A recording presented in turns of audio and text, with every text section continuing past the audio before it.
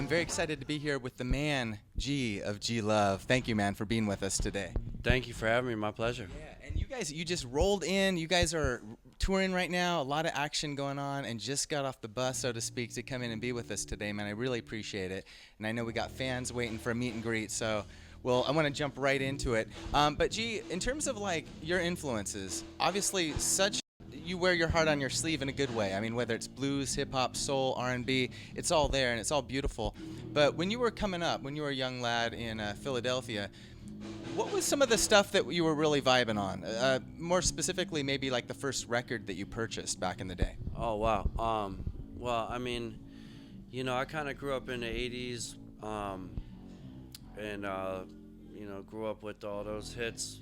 Yeah. And there was a station 98 WCAU FM.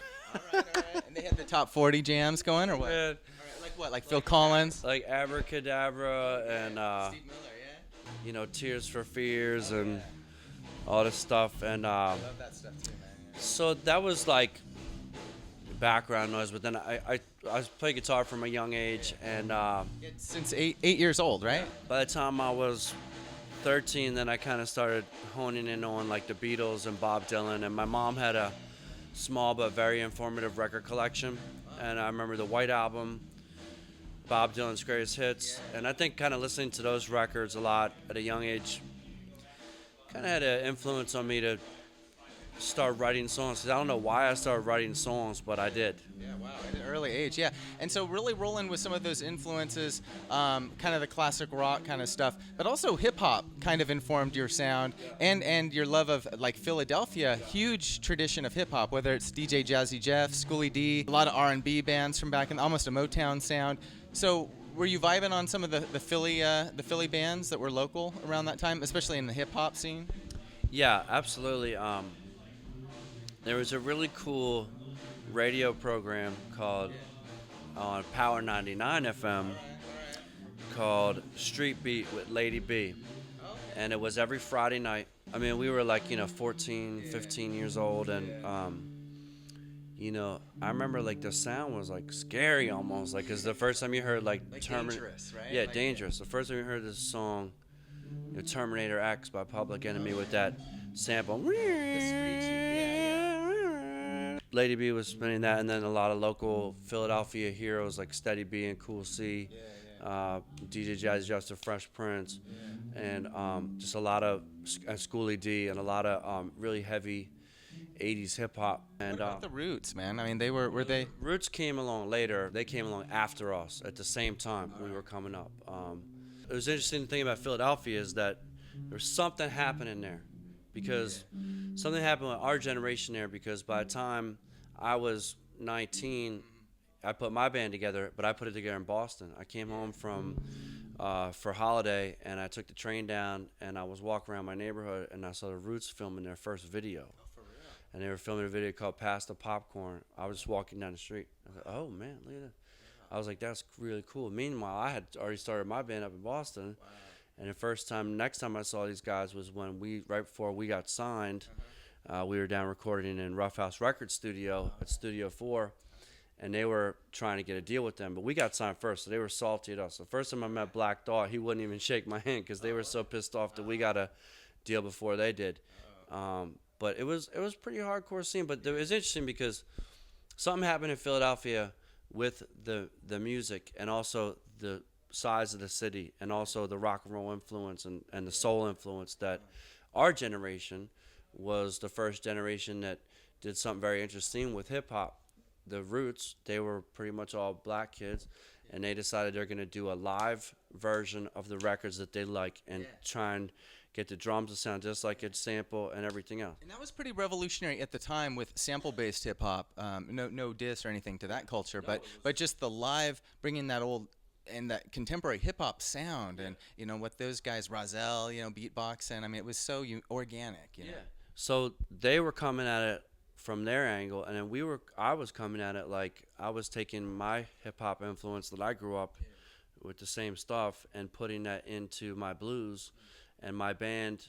And we were also so we were like a garage rock and roll band that was bringing this element of hip-hop. So there was two things that happened, and there was another band called the Goats.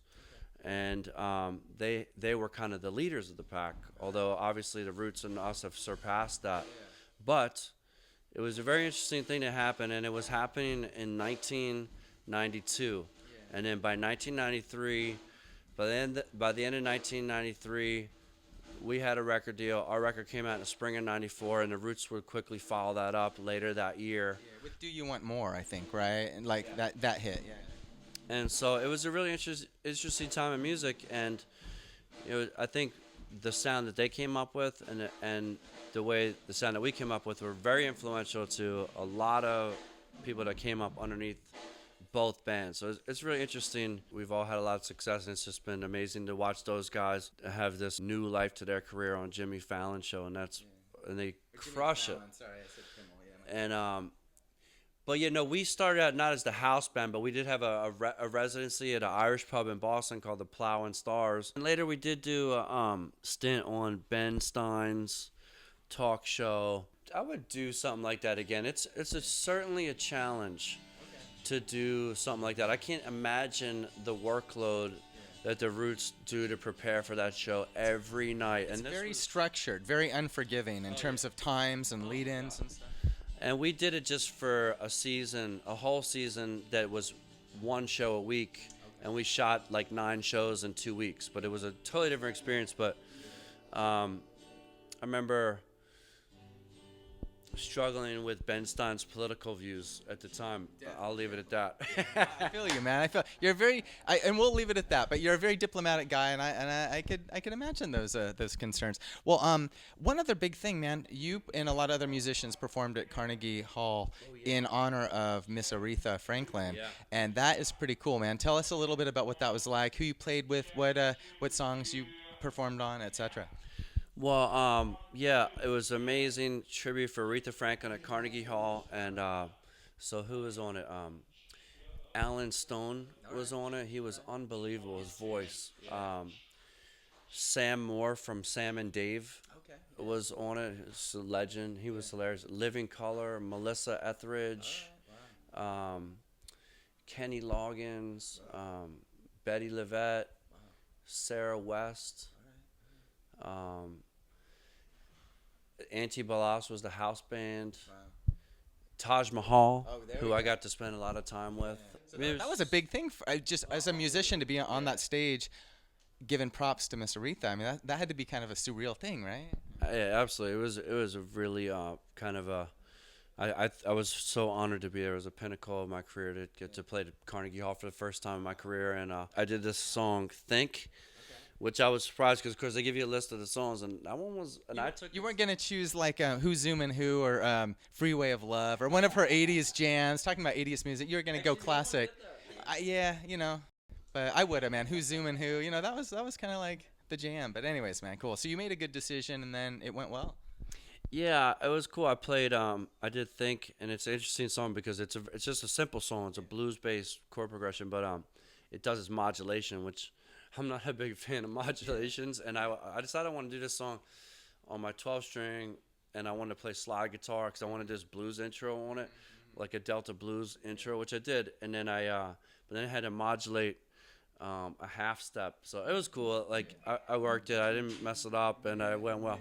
You were a troublemaker. You played well with others, man. Sounds like your collaboration skill, all the people that you give props to, you seem like a really grateful guy to me, humble guy in other interviews I've seen, and I really appreciate that, man.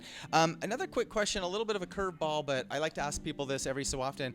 What kind of tunes do you listen to now, man? Like if I came over to your house and looked at your turntable or your CD player, your iPod or whatever you're rocking, what would be on that playlist? What's been inspiring you on the road? I think right now, well, we spin vinyl at home. Yeah.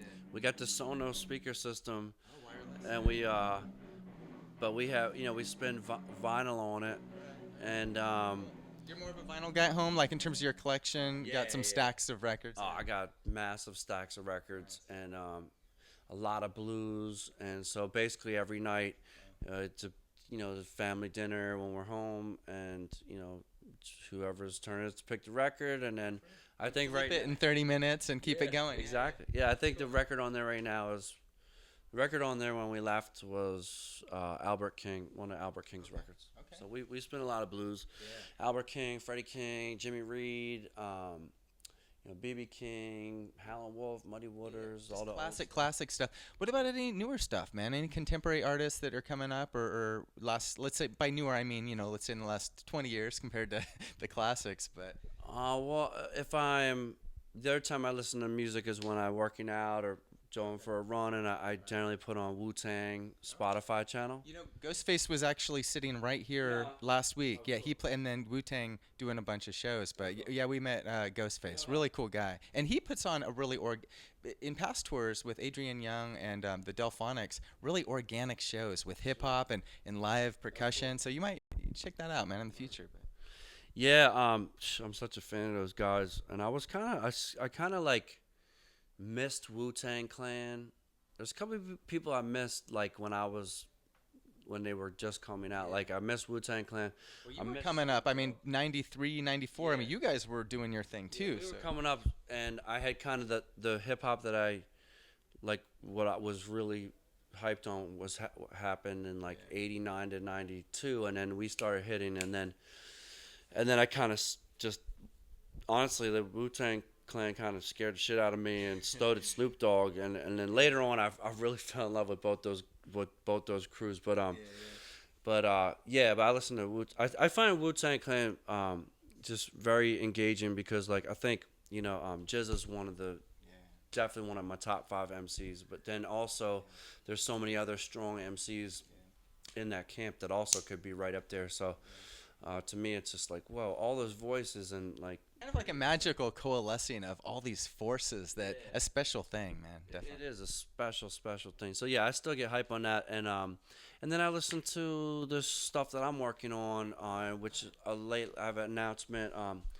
Latest thing as a collaboration between a new band, and it's called Jamtown. Jamtown is Cisco Adler, Donovan Frankenrider, and myself, and it's one of these things where we went in to the studio to make it just a kind of acoustic barbecue record, and we came out with this very special group of 10 songs, and we realized like, wow, we really hit gold, and it's just like, holy shit. And then so now we're just gearing up to, like, after I finish the tour with Special Sauce, we'll start rehearsing, and we have some big shows. We're playing with Jack Johnson at Hollywood Bowl. Yeah, that's a collaboration I definitely didn't throw in earlier when we talk about collabos and that reciprocation of helping somebody up, and then how that plays out full circle later. Beautiful thing, man. So your jazz, this is a project that we're gonna be seeing here. Yep, and actually it happened down just an hour south from Santa Barbara, and Malibu is where we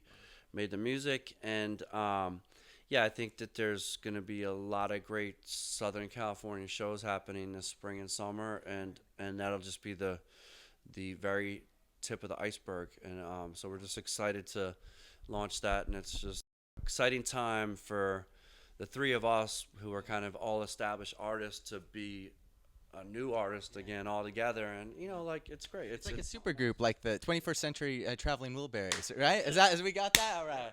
Bam. Hook, line, and sinker, Put that in your pipe and smoke it. All right. Well, I can't think of a better way to end our interview with G Love than for him and I to give each other high fives. Let's do it one more time. All right, peace. So check out all the great things coming in from this year into the next year, and thanks again, G.